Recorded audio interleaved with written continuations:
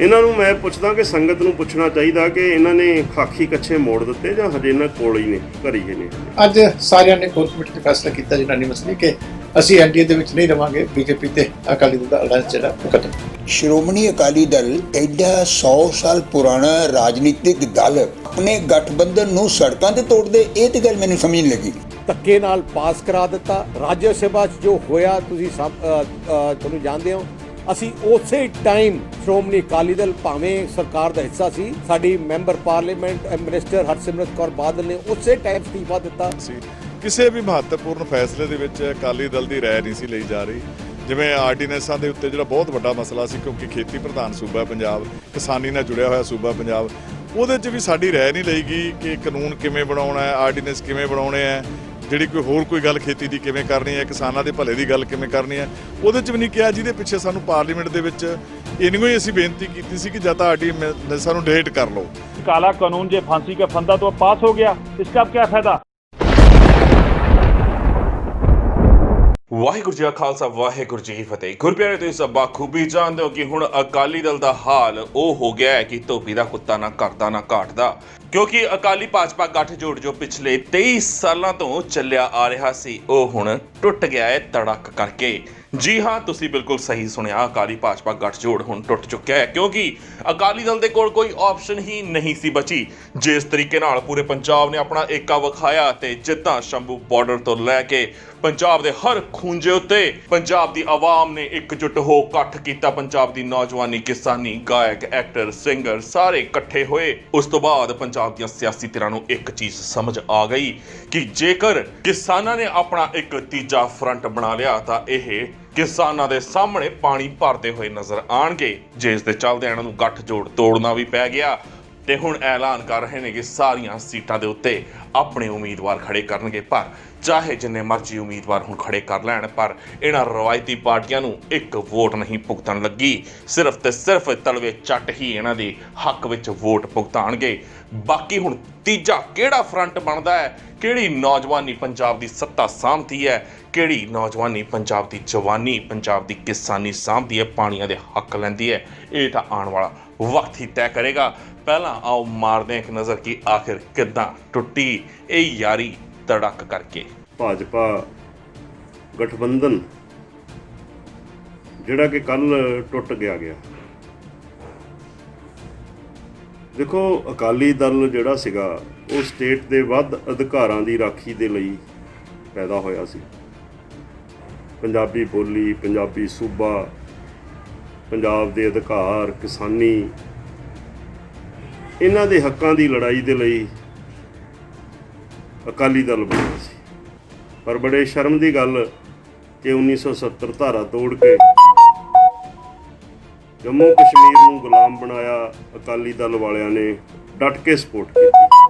ਜੰਮੂ ਕਸ਼ਮੀਰ ਤੋਂ ਪੰਜਾਬੀ ਭਾਸ਼ਾ ਹਟਾ ਦਿੱਤੀ, ਅਕਾਲੀ ਦਲ ਵਾਲਿਆਂ ਨੇ ਡਟ ਕੇ ਸਪੋਰਟ ਕੀਤੀ। ਪੰਜਾਬ ਦੇ ਵਿੱਚ ਕਿਸਾਨ ਮਾਰੂ ਬਿੱਲ ਨੂੰ ਲਿਆਂਦਾ ਔਰ ਅਕਾਲੀ ਦਲ ਵਾਲਿਆਂ ਨੇ ਡਟ ਕੇ ਸਪੋਰਟ ਕੀਤੀ। ਪਰ ਮੈਂ ਜਥੇਬੰਦੀਆਂ ਨੂੰ ਸਲੂਟ ਕਰਦਾ, ਕਿਸਾਨ ਜਥੇਬੰਦੀਆਂ, ਯੂਨੀਅਨਾਂ ਨੂੰ, ਜਿਨ੍ਹਾਂ ਕਹਿੰਦੇ ਕਿ ਅਕਾਲੀ ਦਲ ਨੂੰ ਇੰਨਾ ਘੁਟਨਿਆਂ ਤੇ ਲੈ ਕੇ ਆਂਦਾ ਕਿ ਪਹਿਲਾਂ ਉਹਨਾਂ ਨੂੰ ਅਸਤੀਫਾ ਦੇਣ ਲਈ ਮਜਬੂਰ ਹੋਣਾ ਪਿਆ ਤੇ ਹੁਣ ਉਹਨਾਂ ਨੂੰ ਜਿਹੜਾ ਹੈਗਾ ਗਠਬੰਧਨ ਤੋੜਨ ਲਈ ਮਜਬੂਰ ਕਰਿਆ। ਇਹ ਸਿਹਰਾ ਜਿਹੜਾ ਹੈਗਾ ਜਿੰਨੀਆਂ ਵੀ ਕਿਸਾਨ ਜਥੇਬੰਦੀਆਂ, ਯੂਨੀਅਨਾਂ, ਉਹਨਾਂ ਦੇ ਸਿਰ ਤੇ ਜਾਂਦਾ। ਮੈਂ ਸਮੁੱਚੇ ਪੰਜਾਬੀਆਂ ਨੂੰ ਇਸ ਗੱਲ ਲਈ ਸਲੂਟ ਕਰਦਾ। ਦੂਜਾ ਗੱਲ, ਅਕਾਲੀ ਦਲ ਬਾਦਲ, ਅਕਾਲੀ ਦਲ ਸ਼ਬਦ ਨਹੀਂ, ਬਾਦਲ ਦਲ, ਬਾਦਲ ਪਰਿਵਾਰ, ਇਹਨਾਂ ਤੇ ਕਦੇ ਵੀ ਵਿਸ਼ਵਾਸ ਨਹੀਂ ਕੀਤਾ ਜਾ ਸਕਦਾ। ਇਹਨਾਂ ਨੂੰ ਮੈਂ ਪੁੱਛਦਾ ਕਿ ਸੰਗਤ ਨੂੰ ਪੁੱਛਣਾ ਚਾਹੀਦਾ ਕਿ ਇਹਨਾਂ ਨੇ ਖਾਕੀ ਕੱਛੇ ਮੋੜ ਦਿੱਤੇ ਜਾਂ ਹਜੇ ਇਹਨਾਂ ਕੋਲ ਹੀ ਨੇ, ਘਰ ਹੀ ਨੇ ਹਜੇ। ਕਿਉਂਕਿ ਇਹਨਾਂ ਦਾ ਜੋ ਗਠਬੰਧਨ ਸੀ, ਇਹ ਗਠਬੰਧਨ ਰਾਜਸੀ ਲਾਲਚ ਦੇ ਅਧੀਨ ਸੀ। ਹੋ ਸਕਦਾ ਅੱਜ ਇਹ ਵਕਤੀ ਕਰਿਆ ਹੋਵੇ, ਕਿਉਂਕਿ ਜੇ ਵਕਤੀ ਨਾ ਹੋਵੇ, ਜੋ ਮਜੀਠੀਏ ਤੇ ਪੁਰਾਣੀਆਂ ਫਾਈਲਾਂ ਨੇ ਡਰੱਗ ਕੇਸ ਦੀਆਂ, ਉਹ ਮੋਦੀ ਨੂੰ ਖੁਲਵਾਉਣੀਆਂ ਚਾਹੀਦੀਆਂ ਨੇ। ਜਿੰਨੇ ਵੀ ਜਿਹੜੇ ਹੈਗੇ ਆ ਗੁਰੂ ਗ੍ਰੰਥ ਸਾਹਿਬ ਜੀ ਦੀ ਬੇਅਦਬੀ ਵਾਲੇ ਕੇਸ ਨੇ, ਉਹ ਇਹਨਾਂ ਦੇ ਓਪਨ ਕਰਨੇ ਚਾਹੀਦੇ ਆ ਮੋਦੀ ਨੂੰ। ਜਿਹੜੀਆਂ ਬਾਈਬਲ ਕਲਾਂ ਗੋਲੀ ਚਲਾਈ ਆ ਮੁੱਖ ਮੰਤਰੀ ਦੇ ਇਸ਼ਾਰੇ ਤੇ ਅਤੇ ਨਾਲ ਜਿਹੜਾ ਹੈਗਾ ਗ੍ਰਹਿ ਮੰਤਰੀ ਦੇ ਇਸ਼ਾਰੇ ਤੇ, ਸੁਖਬੀਰ ਬਾਦਲ ਦੇ ਇਸ਼ਾਰੇ ਤੇ ਉਹ ਵੀ ਜਿਹੜੀ ਫਾਈਲ ਆ ਉਹ ਵੀ ਓਪਨ ਕਰਨੀ ਚਾਹੀਦੀ ਆ, ਤਾਂ ਕਿ ਪੰਜਾਬ ਦੇ ਲੋਕਾਂ ਦੇ ਵਿੱਚ ਜੋ ਇੱਕ ਗੁਰੂ ਗ੍ਰੰਥ ਸਾਹਿਬ ਜੀ ਦੇ ਪ੍ਰਤੀ ਜੋ ਉਹਨਾਂ ਨੂੰ ਲੱਗਦਾ ਕਿ ਸਾਨੂੰ ਅਜੇ ਤੱਕ ਇਨਸਾਫ ਨਹੀਂ ਮਿਲਿਆ, ਉਹ ਇਨਸਾਫ ਦਾ ਰਾਹ ਜਿਹੜਾ ਹੈਗਾ ਉਹ ਖੁੱਲ੍ਹੇ। ਇਸ ਲਈ ਪੰਜਾਬ ਦੇ ਲੋਕ ਇਸ ਗੱਲ ਦੀ ਉਮੀਦ ਕਰਦੇ ਆ ਕਿ ਸ਼ਾਇਦ ਹੁਣ ਜਿਹੜਾ ਹੈਗਾ ਮੋਦੀ ਸਰਕਾਰ, ਭਾਜਪਾ ਸਰਕਾਰ ਇਹਨਾਂ ਸਾਰੇ ਮੁੱਦਿਆਂ ਤੇ ਸਿੱਖਾਂ ਦੇ ਕੁਛ ਨਾ ਕੁਛ ਮੱਲਮ ਲਾਉਣ ਦੀ ਕੋਸ਼ਿਸ਼ ਕਰੇਗੀ। ਔਰ ਮੈਂ ਅਪੀਲ ਕਰਦਾ ਕਿ ਜਿਹੜਾ ਬਿੱਲ ਆ, ਜਿਹੜਾ ਇੱਕ ਦੇਸ਼ ਇੱਕ ਮੰਡੀ ਵਾਲਾ, ਇਹ ਬਿੱਲ ਘੱਟੋ ਘੱਟ ਪੰਜਾਬ ਤੇ ਹਰਿਆਣੇ ਦੇ ਵਿੱਚ ਇਸ ਬਿੱਲ ਨੂੰ ਜਿਹੜਾ ਹੈਗਾ ਫਿਲਹਾਲ ਪੋਸਟਪੋਨ ਕੀਤਾ ਜਾਵੇ, ਕਿਉਂਕਿ ਬਹੁਤ ਸਾਰੇ ਐਜੀਟੇਸ਼ਨਾਂ ਹੋ ਰਹੀਆਂ ਨੇ, ਲੋਕਾਂ ਦੇ ਵਿੱਚ ਵਿਦਰੋਹ ਆ। ਸਾਨੂੰ ਦੇਸ਼ ਦੀ ਜਿਹੜੀ ਹੈਗੀ ਆ ਉਹਦੇ ਵਿੱਚ ਅਰਾਜਕਤਾ ਨੂੰ ਰੋਕਣ ਦੇ ਲਈ ਇਹ ਬਿੱਲ ਨੂੰ ਅੱਜ ਰੋਕਣਾ ਬਹੁਤ ਜ਼ਰੂਰੀ ਆ। ਔਰ ਮੈਂ ਫਿਰ ਇੱਕ ਵਾਰ ਅਕਾਲੀ ਦਲ ਵਾਲਿਆਂ ਨੂੰ ਪੁੱਛਣਾ ਚਾਹਾਂਗਾ ਕਿ ਕਿਤੇ ਤਾਂ ਨਹੀਂ ਕਿ ਇਹ ਵਕਤੀ ਸਟੰਟ ਆ, ਜਦੋਂ ਫੇਰ 22 ਦੀਆਂ ਚੋਣਾਂ ਨੇੜੇ ਆਉਣੀਆਂ ਨੇ ਤੇ ਤੁਹਾਨੂੰ ਫੇਰ ਪਤੀ ਪਤਨੀ ਵਾਲਾ ਰਿਸ਼ਤਾ ਯਾਦ ਆ ਜਾਣਾ, ਪਤਾ ਨਹੀਂ ਪਤੀ ਕੌਣ ਆ, ਪਤਾ ਨਹੀਂ ਪਤਨੀ ਕੌਣ ਆ। ਸੋ ਅਸੀਂ ਇਸ ਗੱਲ ਤੇ ਕੋਈ ਕਮੈਂਟ ਨਹੀਂ ਕਰਦੇ, ਇਹ ਤੁਹਾਡੇ ਆਪਣੇ ਘਰੇਲੂ ਮਾਮਲੇ ਨੇ। ਪਰ ਕਿਤੇ ਪੰਜਾਬੀ ਜਿਹੜੇ ਹੈਗੇ ਆ ਬਹਾਦਰ ਕੌਮ ਆ, ਤੁਹਾਡੀ ਇੱਕ ਇੱਕ ਐਕਟੀਵਿਟੀ ਨੂੰ ਦੇਖਦੀ ਆ। ਪਿਛਲੇ ਦਿਨੀ ਤੁਸੀਂ ਕਿੰਨੀਆਂ ਗਦਾਰੀਆਂ ਕੀਤੀਆਂ ਨੇ, ਉਹ ਸਾਰੀਆਂ ਗਦਾਰੀਆਂ ਕੌਮ ਦੇ ਸਾਹਮਣੇ ਨੇ। ਵਾਹਿਗੁਰੂ ਜੀ ਕਾ ਖਾਲਸਾ, ਵਾਹਿਗੁਰੂ ਜੀ ਕੀ ਫਤਿਹ।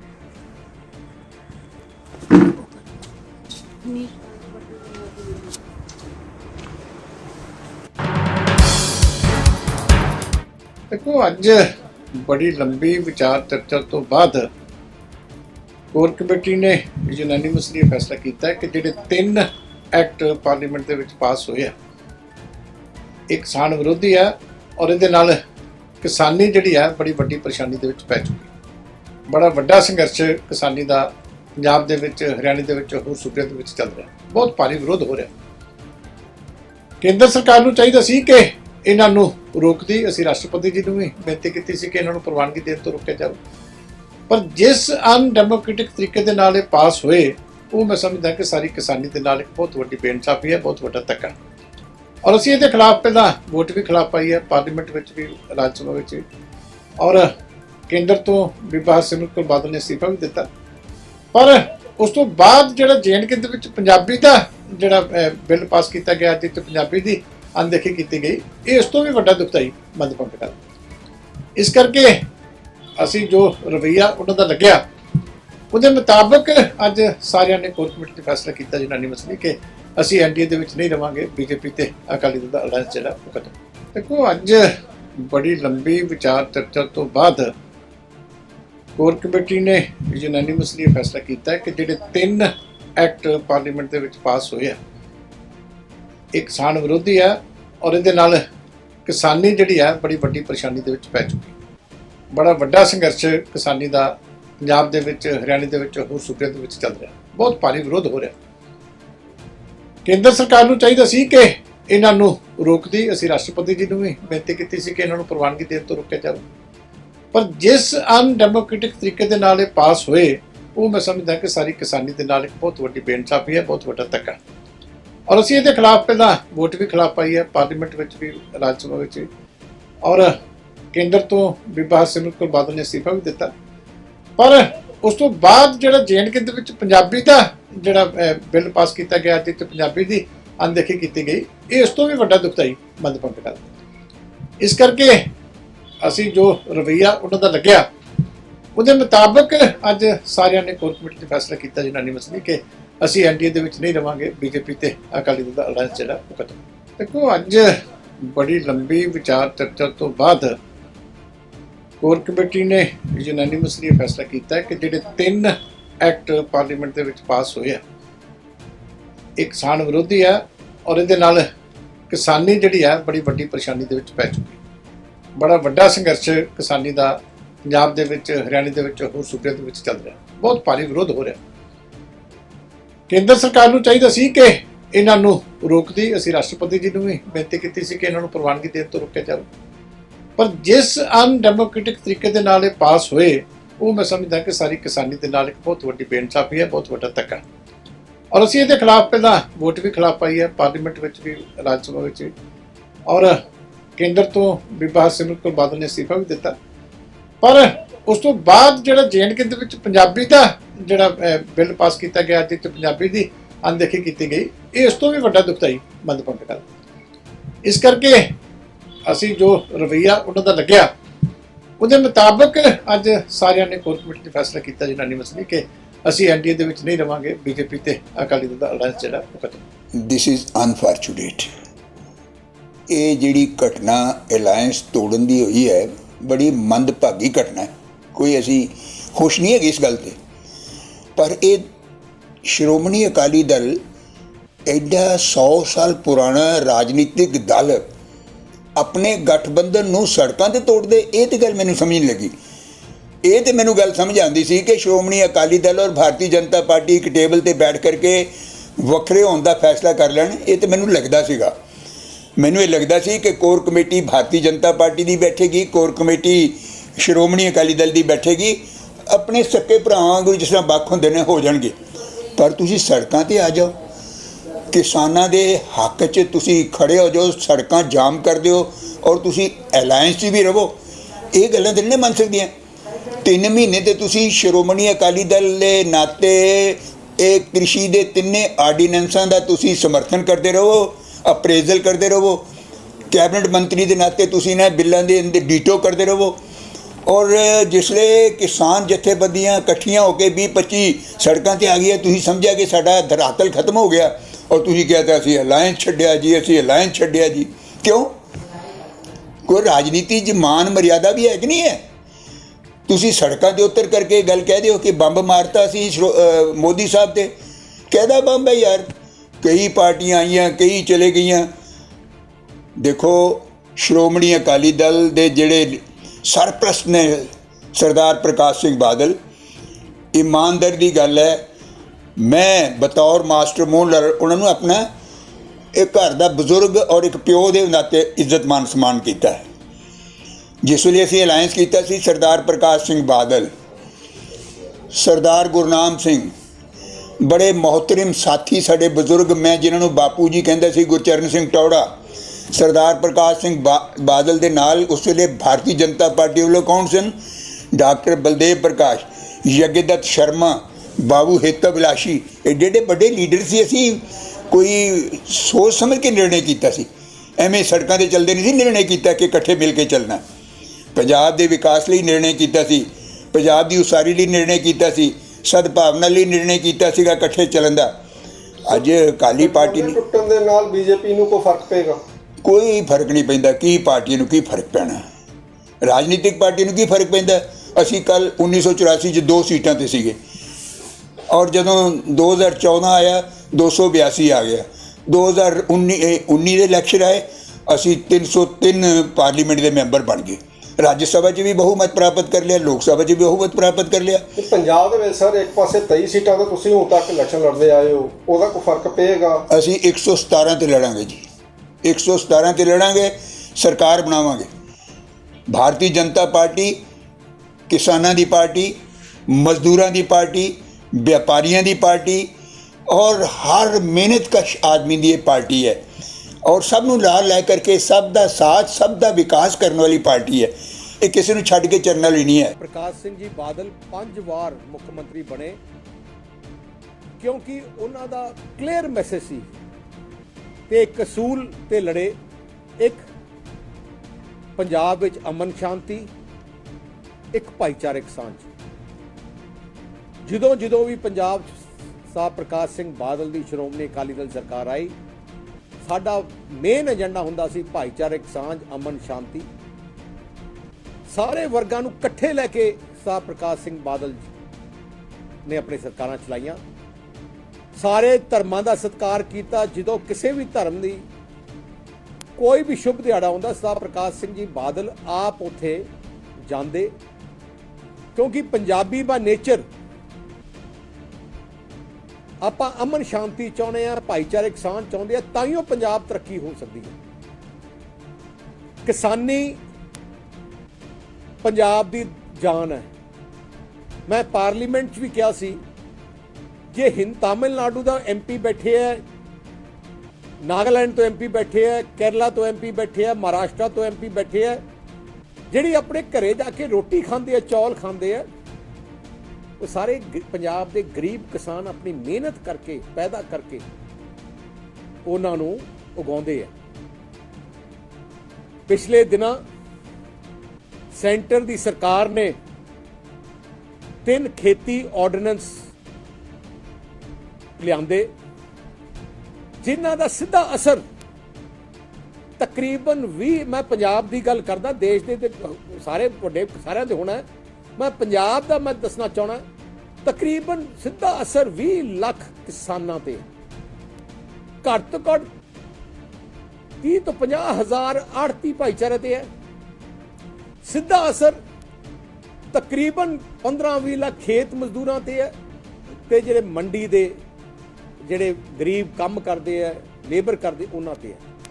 ਕੱਲਿਆ ਨਹੀਂ, ਜਿਹੜੀਆਂ ਆਮ ਵਪਾਰੀ ਹੈ ਸ਼ਹਿਰ 'ਚ, ਜੇ ਕਿਸਾਨ ਮਿਹਨਤ ਕਰਦਾ, ਜੇ ਕਿਸਾਨ ਦੀ ਚੰਗੀ ਫਸਲ ਆਉਂਦੀ ਹੈ, ਸ਼ਹਿਰਾਂ 'ਚ ਖੁਸ਼ਹਾਲੀ ਆਉਂਦੀ ਹੈ, ਕਿਉਂਕਿ ਸ਼ਹਿਰਾਂ ਵਿੱਚ ਉਵੇਂ ਵਪਾਰ ਵੱਧਦਾ। ਆਪਣੀ ਜਿਹੜੀ ਖੇਤੀ, ਆਪਣੀ ਇਕਨੋਮਿਕਸ ਹੈ ਪੰਜਾਬ ਦੀ, ਖੇਤੀ ਤੇ ਨਿਰਭਰ, ਆਪਣੀ ਬੇਸ ਜਾਨ ਖੇਤੀ ਹੈ। ਪਰ ਜਿਹੜੇ ਆਰਡੀਨੈਂਸ ਲਿਆਂਦੇ ਗਏ ਹੈ, ਉਸ ਖੇਤੀ ਤੇ ਹਮਲਾ ਕਰ ਰਹੇ। ਸ਼੍ਰੋਮਣੀ ਅਕਾਲੀ ਦਲ ਨੇ, ਮੈਂ ਜਿਵੇਂ ਜ਼ਿਕਰ ਕੀਤਾ, ਸਾਡੇ ਮਿਨਿਸਟਰ ਨੇ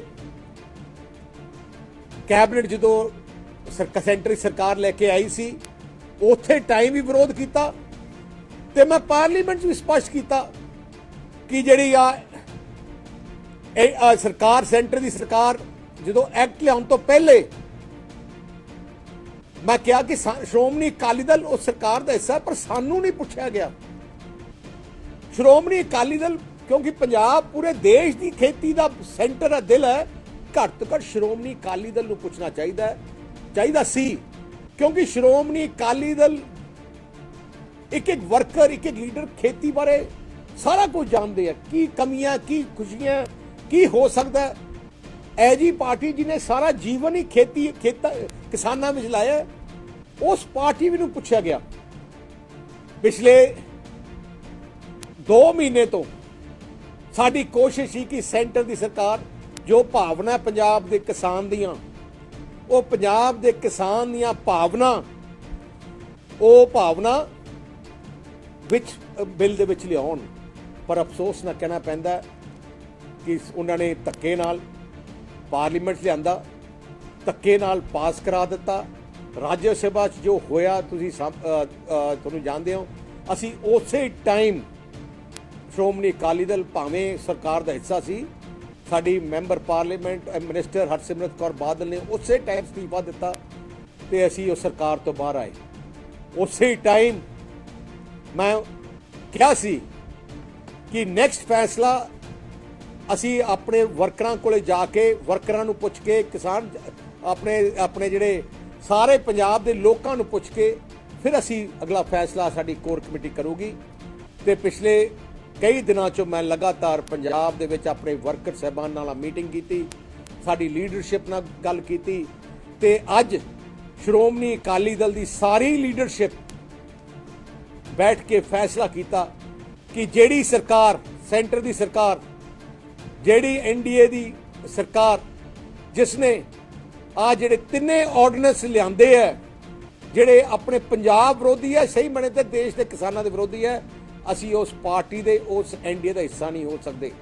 ਦੂਜੀ ਗੱਲ, ਜਿਹੜੀ ਵੱਡੀ ਗੱਲ, ਅਸੀਂ ਪਾਰਲੀਮੈਂਟ 'ਚ ਵੀ ਮੈਂ ਕਹੀ ਤੇ ਬੇਨਤੀ ਕੀਤੀ ਕਿ ਜੰਮੂ ਕਸ਼ਮੀਰ ਨਾਲ ਦਾ ਸੂਬਾ ਹੈ, ਜਿੱਥੇ ਜੰਮੂ ਕਸ਼ਮੀਰ ਪੰਜਾਬੀ ਲੋਕ ਬੋਲਦੇ ਹੈ, ਤੇ ਮੇਰੀ ਤਾਇਦ ਪਾਰਲੀਮੈਂਟ ਵਿੱਚ ਫਰੂਕ ਅਬਦੁੱਲਾ ਜੀ, ਜੋ ਉੱਥੋਂ ਦੇ ਚੀਫ ਮਿਨਿਸਟਰ ਹੈ, ਉਹਨਾਂ ਨੇ ਬੜੀ ਕਲੀਅਰਲੀ ਕਿਹਾ ਸੀ ਕਿ ਮੈਂ ਵੀ ਪੰਜਾਬੀ ਬੋਲਦਾ ਤੇ ਪੰਜਾਬੀ ਨੂੰ ਮਾਨਤਾ ਹੋਣੀ ਚਾਹੀਦੀ ਹੈ। ਦੇਖੋ, ਸੈਂਟਰ ਦੀ ਸਰਕਾਰ ਨੇ ਅੰਗਰੇਜ਼ੀ ਨੂੰ ਮਾਨਤਾ ਦੇਤੀ, ਜਿਹੜੀ ਆਪਣੀ ਦੇਸ਼ ਦੀ ਭਾਸ਼ਾ ਨਹੀਂ, ਪਰ ਪੰਜਾਬੀ ਜੋ ਬੋਲਦੇ ਸੀ ਲੋਕ, ਜੋ ਭਾਵਨਾ ਸੀ ਜੰਮੂ ਕਸ਼ਮੀਰ ਦੇ ਲੋਕਾਂ ਦੀ, ਪੰਜਾਬੀ ਸਾਡੀ ਸਟੇਟ ਸਬਜੈਕਟ ਹੋਏ, ਜਿਹੜੀ ਜਦੋਂ ਸਟੇਟ, ਦੋਨੋਂ ਜੰਮੂ ਕਸ਼ਮੀਰ ਇੱਕ ਸਟੇਟ ਸੀ, ਸੂਬਾ ਸੀ, ਉਦੋਂ ਪੰਜਾਬੀ ਆਫੀਸ਼ੀਅਲ ਲੈਂਗੁਏਜ ਸੀ, ਪਰ ਸੈਂਟਰ ਦੀ ਸਰਕਾਰ ਨੇ ਉਹ ਵੀ ਗੱਲ ਨਾ ਮੰਨੀ। तो ਇਸ ਕਰਕੇ ਸਾਡੀ ਸਾਰਾ ਕੁਝ ਦੇਖਦੇ ਹੋਏ ਜੋ ਫੈਸਲੇ ਲਿੱਤੇ ਗਏ ਹੈ, ਸ਼੍ਰੋਮਣੀ ਅਕਾਲੀ ਦਲ ਦੀ ਸਾਰੀ ਪਾਰਟੀ ਦੀ ਲੀਡਰਸ਼ਿਪ ਨੇ ਯੂਨੈਨਿਮਸਲੀ ਫੈਸਲਾ ਕੀਤਾ ਹੈ ਕਿ ਸ਼੍ਰੋਮਣੀ ਅਕਾਲੀ ਦਲ ਨਾ ਐਨਡੀਏ ਦਾ ਹਿੱਸਾ ਰਹਿ ਸਕਦਾ ਹੈ ਤੇ ਸਰਕਾਰ ਤੋਂ ਤਾਂ ਅਸਤੀਫਾ ਦੇਤਾ। ਸਾਰਿਆਂ ਦਾ ਬਹੁਤ ਬਹੁਤ ਧੰਨਵਾਦ। ਠੀਕ ਹੈ।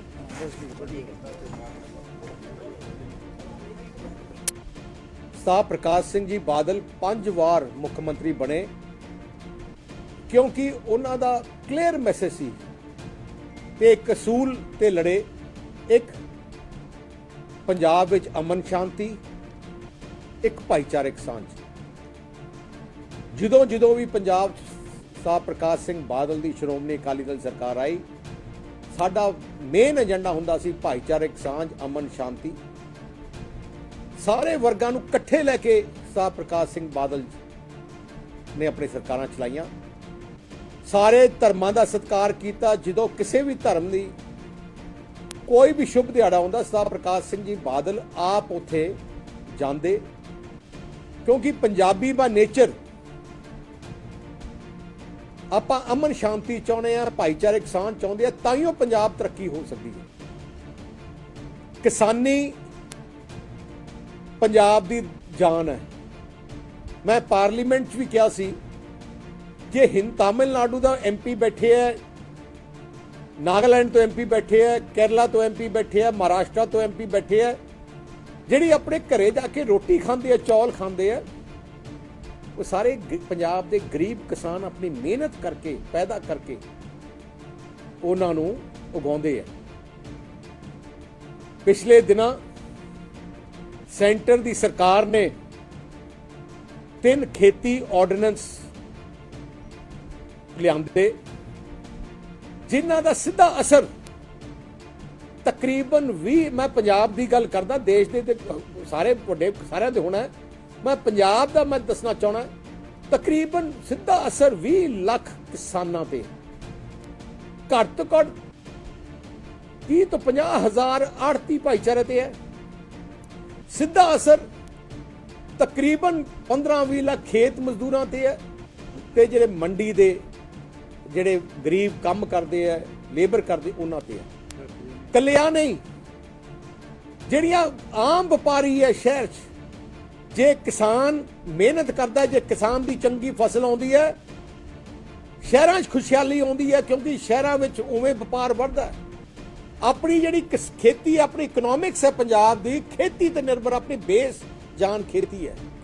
ਪਰ ਜਿਹੜੇ ਆਰਡੀਨੈਂਸ ਲਿਆਂਦੇ ਗਏ ਹੈ, ਉਸ ਖੇਤੀ ਤੇ ਹਮਲਾ ਕਰ ਰਹੇ। ਸ਼੍ਰੋਮਣੀ ਅਕਾਲੀ ਦਲ ਨੇ, ਮੈਂ ਜਿਵੇਂ ਜ਼ਿਕਰ ਕੀਤਾ, ਸਾਡੇ ਮਿਨਿਸਟਰ ਨੇ ਕੈਬਨਿਟ ਜਦੋਂ ਸੈਂਟਰੀ ਸਰਕਾਰ ਲੈ ਕੇ ਆਈ ਸੀ, ਉੱਥੇ ਟਾਈਮ ਵੀ ਵਿਰੋਧ ਕੀਤਾ, ਤੇ ਮੈਂ ਪਾਰਲੀਮੈਂਟ 'ਚ ਵੀ ਸਪਸ਼ਟ ਕੀਤਾ ਕਿ ਜਿਹੜੀ ਆ ਸਰਕਾਰ, ਸੈਂਟਰ ਦੀ ਸਰਕਾਰ ਜਦੋਂ ਐਕਟ ਲਿਆਉਣ ਤੋਂ ਪਹਿਲੇ ਮੈਂ ਕਿਹਾ ਕਿ ਸ਼੍ਰੋਮਣੀ ਅਕਾਲੀ ਦਲ ਉਸ ਸਰਕਾਰ ਦਾ ਹਿੱਸਾ, ਪਰ ਸਾਨੂੰ ਨਹੀਂ ਪੁੱਛਿਆ ਗਿਆ। ਸ਼੍ਰੋਮਣੀ ਅਕਾਲੀ ਦਲ, ਕਿਉਂਕਿ ਪੰਜਾਬ ਪੂਰੇ ਦੇਸ਼ ਦੀ ਖੇਤੀ ਦਾ ਸੈਂਟਰ ਹੈ, ਦਿਲ ਹੈ, ਘੱਟ ਤੋਂ ਘੱਟ ਸ਼੍ਰੋਮਣੀ ਅਕਾਲੀ ਦਲ ਨੂੰ ਪੁੱਛਣਾ ਚਾਹੀਦਾ ਸੀ, ਕਿਉਂਕਿ ਸ਼੍ਰੋਮਣੀ ਅਕਾਲੀ ਦਲ ਇੱਕ ਵਰਕਰ, ਇੱਕ ਲੀਡਰ ਖੇਤੀ ਬਾਰੇ ਸਾਰਾ ਕੁਝ ਜਾਣਦੇ ਆ, ਕੀ ਕਮੀਆਂ, ਕੀ ਖੁਸ਼ੀਆਂ, ਕੀ ਹੋ ਸਕਦਾ। ਇਹ ਜੀ ਪਾਰਟੀ ਜਿਹਨੇ ਸਾਰਾ ਜੀਵਨ ਹੀ ਕਿਸਾਨਾਂ ਵਿੱਚ ਲਾਇਆ, ਉਸ ਪਾਰਟੀ ਨੂੰ ਪੁੱਛਿਆ ਗਿਆ। ਪਿਛਲੇ 2 ਮਹੀਨੇ ਤੋਂ ਸਾਡੀ ਕੋਸ਼ਿਸ਼ ਸੀ ਕਿ ਸੈਂਟਰ ਦੀ ਸਰਕਾਰ, ਜੋ ਭਾਵਨਾ ਪੰਜਾਬ ਦੇ ਕਿਸਾਨ ਦੀਆਂ, ਉਹ ਪੰਜਾਬ ਦੇ ਕਿਸਾਨ ਦੀਆਂ ਭਾਵਨਾ, ਉਹ ਭਾਵਨਾ ਵਿੱਚ ਬਿੱਲ ਦੇ ਵਿੱਚ ਲਿਆਉਣ।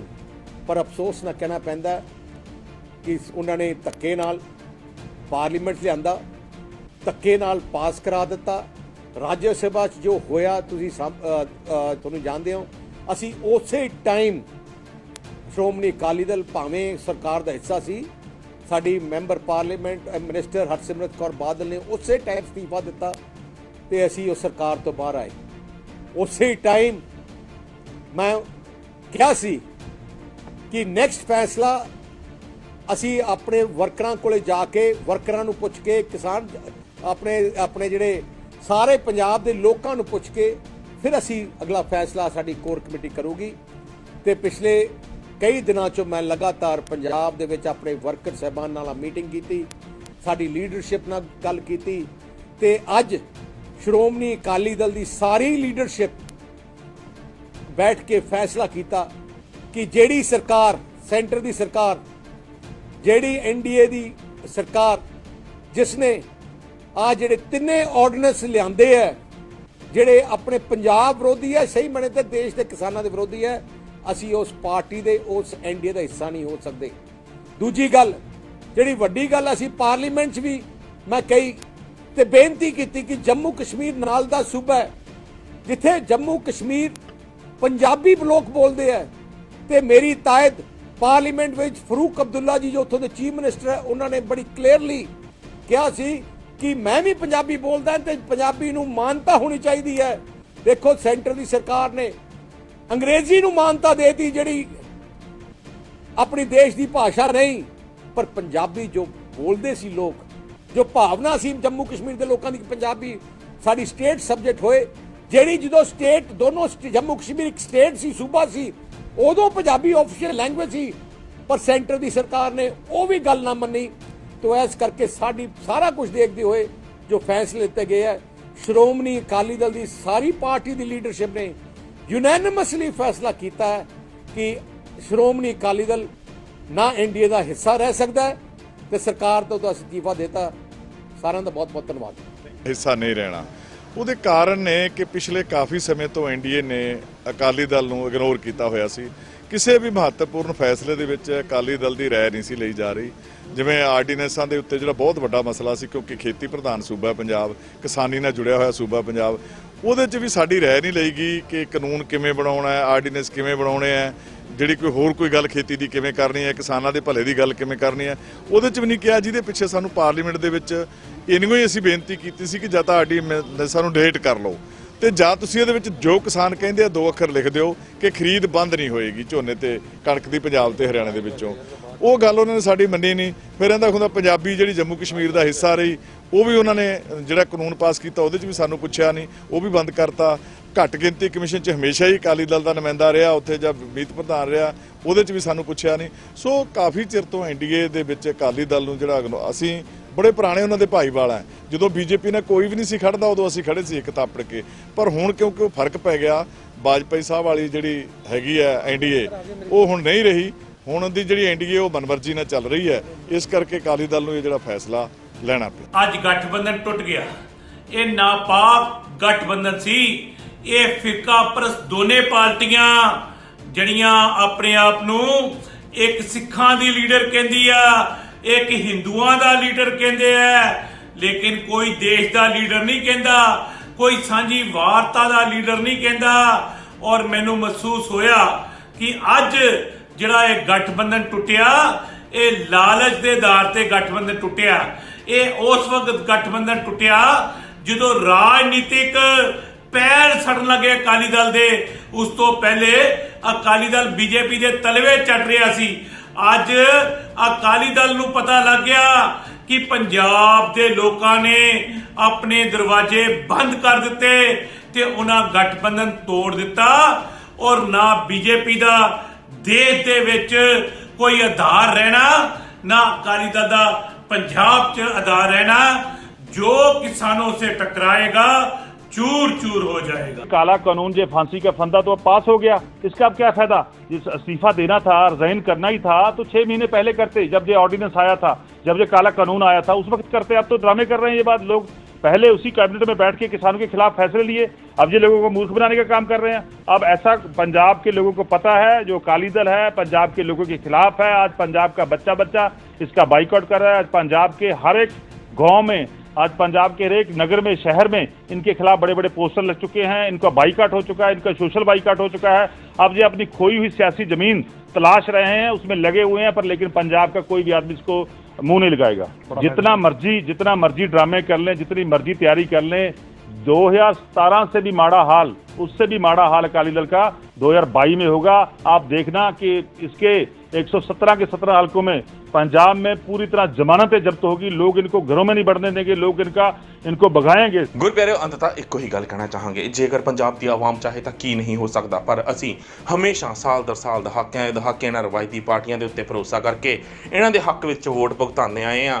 ਹਮੇਸ਼ਾ ਸਾਨੂੰ ਲੱਗਦਾ ਰਿਹਾ ਕਿ ਸ਼ਾਇਦ ਇਸ ਵਾਰ ਸੱਤਾ ਦੇ ਉੱਤੇ ਅਕਾਲੀ ਭਾਜਪਾ ਕਾਬਜ਼ ਹੋ ਗਈ ਤਾਂ ਸ਼ਾਇਦ ਸਾਡੀਆਂ ਗੱਲਾਂ ਮੰਨ ਲੈਣਗੇ, ਜੇ ਕਾਂਗਰਸ ਕਾਬਜ਼ ਹੋ ਗਈ ਤਾਂ ਸ਼ਾਇਦ ਸਾਨੂੰ ਸੁੱਖ ਦਾ ਸਾਹ ਆ ਜਾਏਗਾ। ਪਰ ਕਈ ਦਹਾਕਿਆਂ ਦੇ ਬਾਵਜੂਦ ਵੀ ਜਦੋਂ ਲਗਾਤਾਰ ਇਹ ਪਾਰਟੀਆਂ ਧੋਖੇ ਦੇ ਧੋਖਾ ਦਿੰਦੀਆਂ ਆਈਆਂ, ਬੇਅਦਬੀਆਂ ਕਰਵਾਈਆਂ, ਹੱਥ 'ਚ ਬਾਣੀ ਫੜ ਕੇ ਝੂਠੀਆਂ ਸੌਹਾਂ ਖਾਧੀਆਂ, ਉਸ ਤੋਂ ਬਾਅਦ ਹੁਣ ਪੰਜਾਬ ਦੀ ਆਵਾਮ ਦਾ ਭਰੋਸਾ ਪੂਰੀ ਤਰ੍ਹਾਂ ਨਾਲ ਇਹਨਾਂ ਪਾਰਟੀਆਂ ਤੋਂ ਉੱਠ ਚੁੱਕਿਆ ਹੈ ਤੇ ਹੁਣ ਇੱਕ ਤੀਜਾ ਚੰਗਾ ਬਦਲਾਵ ਚਾਹੀਦਾ ਹੈ ਪੰਜਾਬ ਨੂੰ, ਤੇ ਉਹ ਬਦਲਾਵ ਆਉਣ ਵਾਲੀਆਂ 2022 ਦੀਆਂ ਚੋਣਾਂ ਵਿੱਚ ਪੰਜਾਬ ਦੇ ਸਾਹਮਣੇ ਹੋਵੇਗਾ। ਕਿਉਂਕਿ ਜੇ ਇਸ ਵਾਰ ਵੀ ਅਸੀਂ ਕੋਈ ਗਲਤੀ ਕੀਤੀ ਤਾਂ ਫਿਰ ਪੰਜਾਬ ਦਾ ਭਵਿੱਖ ਬਚਾਉਣਾ ਬਹੁਤ ਔਖਾ ਹੋਵੇਗਾ। ਤੁਸੀਂ ਸਭ ਇਸ ਮਸਲੇ 'ਤੇ ਕੀ ਸੋਚਦੇ ਹੋ? ਆਪਣੇ ਵਿਚਾਰ ਨੀਚੇ ਕਮੈਂਟਸ ਦੇ ਵਿੱਚ ਜ਼ਰੂਰ ਦੇਣਾ। ਵੀਡੀਓ ਚੰਗੀ ਲੱਗੀ ਹੋਵੇ ਲਾਈਕ ਤੇ ਸ਼ੇਅਰ ਵੀ ਜ਼ਰੂਰ ਕਰਨਾ। ਵਾਹਿਗੁਰੂ ਜੀ ਕਾ ਖਾਲਸਾ, ਵਾਹਿਗੁਰੂ ਜੀ ਕੀ ਫਤਿਹ।